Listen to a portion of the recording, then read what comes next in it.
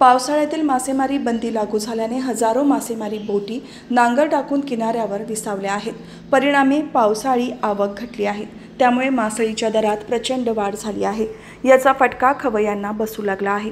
मात्र पावसाळ्यात शीतगृहात साठवून ठेवण्यात आलेली आणि या काळात शेजारील प्रांतातील मासेमारी सुरू होत असल्याने खवय्यांची भिस्त या मासळीवर असणार आहे।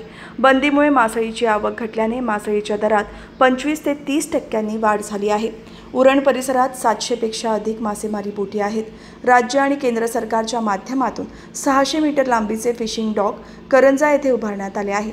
यामध्ये मासेमारी बोटीतील मासळी बंदरात उतरून याच्या खरेदी विक्री होत होती। ती 2 महिन्याच्या बंदीमुळे मासळीची आवक बंद आहे। पापलेट, सुरमई, हलवा आणि कोळंबी यासह अनेक चविष्ट माशांचे प्रकार कमी प्रमाणात मिळत असल्याने किलो मागे या माशांचे दर अधिक वाढले आहेत। एका पापलेटच्या नगासाठी 1200 ते 1400 रुपये मोजावे लागत आहेत। तर अधिक मागणी असलेल्या सुरमईसाठी 1000, कोळंबी 500 तर हलवा 550 वर जाऊन पोहोचला आहे।